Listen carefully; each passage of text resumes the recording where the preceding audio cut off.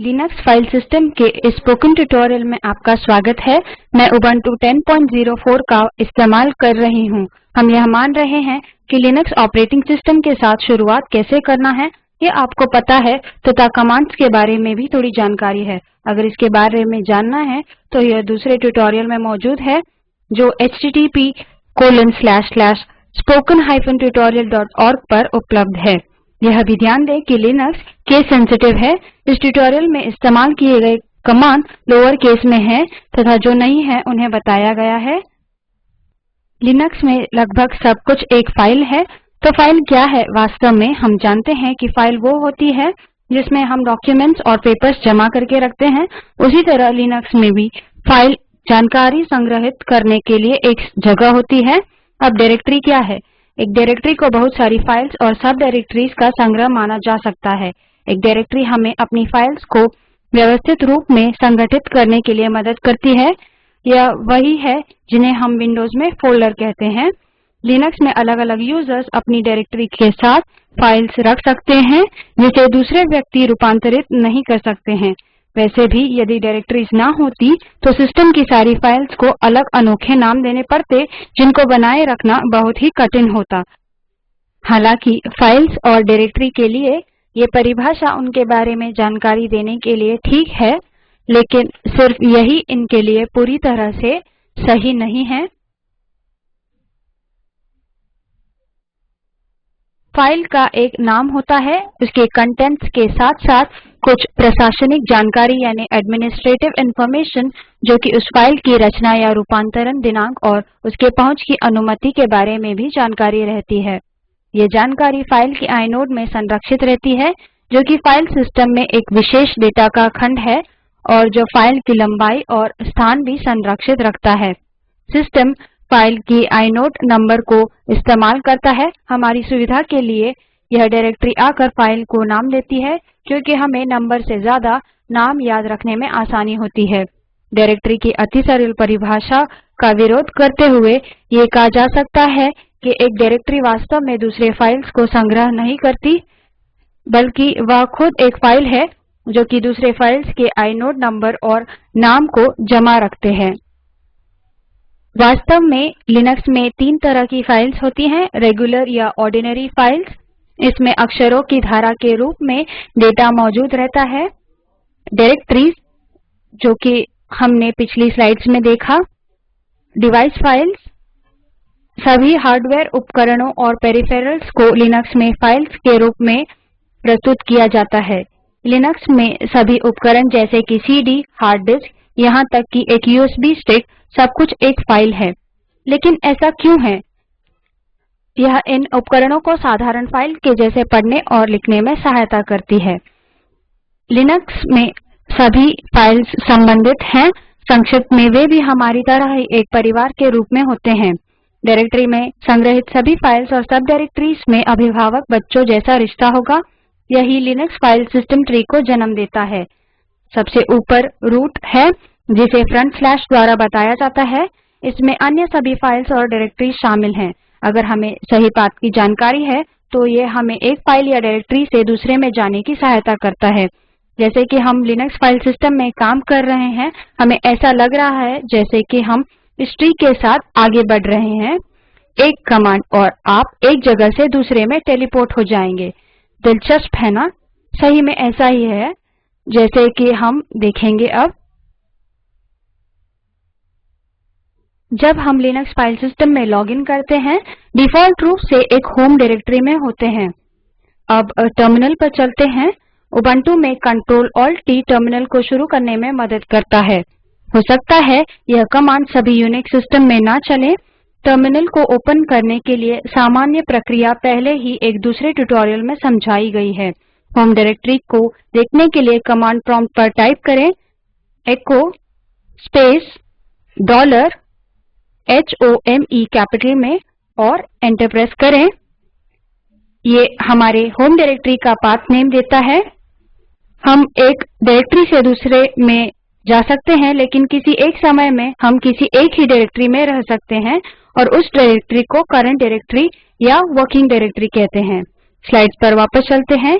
ये pwd command हमें current directory को देखने में मदद करता है। pwd मतलब present working directory. Command prompt पर टाइप करें pwd और एंटर प्रेस करें। अब यह हमारी प्रेजेंट वर्किंग डायरेक्टरी है। हमने कहा था कि हम एक डायरेक्टरी से दूसरे में जा सकते हैं, लेकिन कैसे? इसके लिए हमारे पास सीडी कमांड है। जिस डायरेक्टरी में आप जाना चाहते हैं उसका पाथ नेम टाइप करने के बाद सीडी कमांड टाइप करें। चलिए हम अपनी करंट डायरेक्टरी को देखते हैं। कमांड प्रॉम्प्ट पर अब टाइप करते हैं pwd और एंटर प्रेस करें। अब हम इस डायरेक्टरी में हैं। अब मान लीजिए कि हमें /usr डायरेक्टरी में जाना है। उसके लिए टाइप करें सीडी स्पेस /usr। याद रखें लिनक्स में स्लैश का मतलब है फ्रंट स्लैश और एंटर प्रेस करें। चलिए अब हम अपने करंट डायरेक्टरी को देखते हैं। टाइप करें pwd और एंटर प्रेस करें। हाँ, हम /usr डायरेक्टरी में चले गए हैं।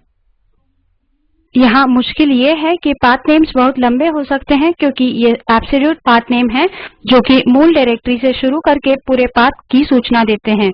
इसके बदले में हम रिलेटिव पाथ नेम्स का इस्तेमाल कर सकते हैं जो करंट डायरेक्टरी से शुरू होते हैं। यहाँ हमें दो विशेष कैरेक्टर्स को जानने की आवश्यकता है। डॉट जो करंट डायरेक्टरी को दर्शाता है और डॉट डॉट जो करंट डायरेक्टरी की पेरेंट डायरेक्टरी को दर्शाता है। चलिए अब हम सीडी कमांड पर एक संक्षिप्त चर्चा करते हैं। किसी भी तर्क के बिना होम डायरेक्टरी पर वापस जाने के लिए कमांड सीडी का इस्तेमाल करते हैं। अब कमांड प्रॉम्प्ट पर जाकर टाइप करते हैं सीडी और एंटर प्रेस करते हैं।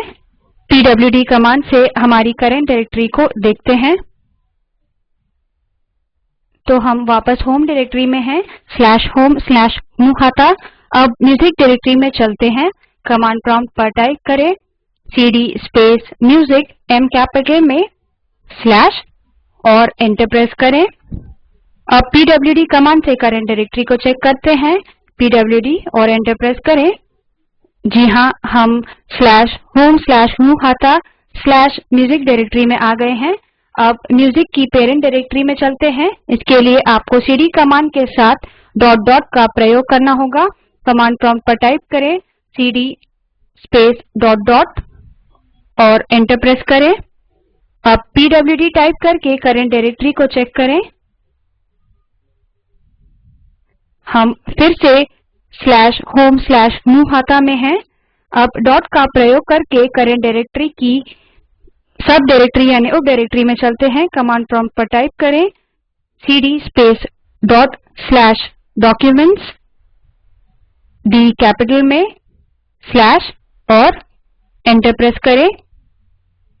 pwd टाइप करें और करंट डायरेक्टरी को चेक करें। हम /home/gnuhata/documents में हैं। मैं Ctrl L प्रेस करके स्क्रीन को क्लियर करती हूँ ताकि आप अच्छे से देख सकें। सीडी कमांड से होम डायरेक्टरी में वापस जाएं। टाइप करें सीडी और एंटर प्रेस करें। फिर से करंट डायरेक्टरी को चेक करें। pwd कमांड टाइप करके हम /home/gnuhata में वापस आए हैं। हम एक रिलेटिव पाथ में कई डॉट डॉट को जोड़ सकते हैं जो स्लैश द्वारा अलग किए होते हैं। इस स्लाइड में हम फाइल सिस्टम की हायरार्की यानी अनुक्रम को देख सकते हैं। रूट डायरेक्टरी या स्लैश सबसे ऊपर है। रूट के नीचे दो सब डायरेक्टरीज हैं, होम तथा बिन। यूजर नेम, यहाँ gnuhata नामक डायरेक्टरी होम के भीतर की एक सब डायरेक्टरी है। तो अब हम /home/gnuhata में हैं। हम बिन डायरेक्टरी में कैसे जाएं? कमांड प्रॉम्प्ट पर टाइप करें CD space dot dot slash dot dot slash bin और एंटर प्रेस करें। pwd कमांड से करंट डायरेक्टरी को चेक करें। हम अब /bin पर हैं। पहला डॉट डॉट हमें /home/gnuhata से /home में ले जाता है। अगला हमें /home से स्लैश या रूट में ले जाता है। अब स्लैश या रूट से हम /bin डायरेक्टरी में आए हैं। अब कमांड सीडी से होम डायरेक्टरी में वापस जाएं। टाइप करें सीडी एक डायरेक्टरी बनाने के लिए हम mkdir कमांड का प्रयोग करते हैं। आपको कमांड तथा डायरेक्टरी का नाम जो बनानी है उसे टाइप करें। तो करंट डायरेक्टरी में एक डायरेक्टरी बनाई जाएगी। टेस्टडिर नामक डायरेक्टरी बनाने के लिए यह कमांड टाइप करें, mkdir स्पेस टेस्टडिर और एंटर प्रेस करें। यह टेस्टडिर डायरेक्टरी बनाएगा। ध्यान दें कि डायरेक्टरी सफलतापूर्वक बनी है या हटी है इसकी कोई स्पष्ट सूचना नहीं मिलती है। अगर आपको कोई एरर मैसेज नहीं मिलता तो इसका मतलब है कि ठीक से निष्पादन हुआ है। ट्री में कहीं भी डायरेक्टरी बनाने के लिए हम रिलेटिव या एब्सोल्यूट पाथ का इस्तेमाल कर सकते हैं। अगर आपको ऐसा करने की अनुमति हो तो तथा उसी नाम की डायरेक्टरी पहले से मौजूद नहीं हो तो। यह प्रक्रिया एकाधिक डायरेक्टरी या डायरेक्टरीज का अनुक्रम बनाने के लिए प्रयोग कर सकते हैं। टाइप करें mkdir स्पेस टेस्ट1 स्पेस टेस्ट2 और एंटर प्रेस करें। यह वर्तमान डायरेक्टरी में दो डायरेक्टरीज बनाएगा, टेस्ट1 तथा टेस्ट2। टाइप करें mkdir स्पेस टेस्ट3 स्पेस टेस्ट3 स्लैश टेस्ट3। यह टेस्ट3 डायरेक्टरी बनाएगा और डायरेक्टरी टेस्ट3 जो कि टेस्ट3 में एक सब डायरेक्टरी है। तो हमने 4 डायरेक्टरीज करंट डायरेक्टरी में बनाई हैं, टेस्टडिर, टेस्ट1, टेस्ट2 और टेस्ट3, जिसमें से पहले 3 खाली हैं तथा आखिरी में एक सब डायरेक्टरी है टेस्ट3।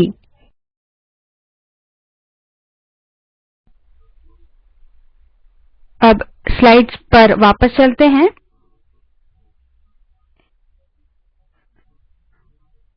mkdir की तरह rmdir एक और कमांड है जो डायरेक्टरी या डायरेक्टरीज को हटाने के लिए प्रयोग किया जाता है।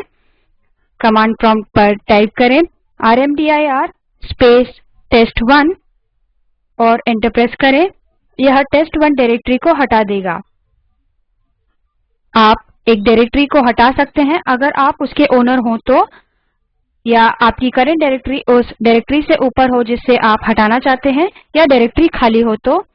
अब कमांड प्रॉम्प्ट पर टाइप करें सीडी स्पेस टेस्ट3 स्लैश टेस्ट3 और एंटर प्रेस करें। हम अभी टेस्ट3 डायरेक्टरी में हैं जो कि टेस्ट3 में एक सब डायरेक्टरी है।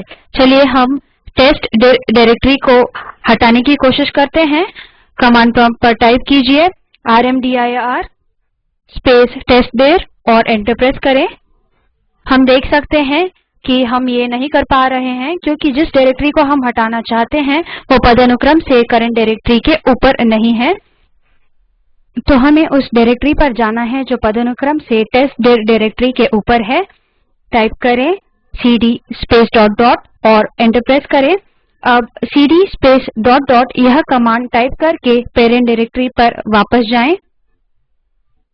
अब फिर से पिछले कमांड की कोशिश करते हैं। टाइप करें rmdir स्पेस टेस्टडिर और एंटर प्रेस करें। टेस्टडिर डायरेक्टरी डिलीट हो गई है। ध्यान दें कि टेस्टडिर डायरेक्टरी खाली भी थी। एकाधिक डायरेक्टरीज या डायरेक्टरीज के अनुक्रम को एक ही बार में नहीं हटा सकते, तो टेस्ट3 डायरेक्टरी को उसके सब डायरेक्टरी टेस्ट3 के साथ डिलीट करने की कोशिश करते हैं। कमांड प्रॉम्प्ट पर टाइप करें rmdir स्पेस टेस्ट3 स्पेस टेस्ट3 स्लैश टेस्ट3 और एंटर प्रेस करें।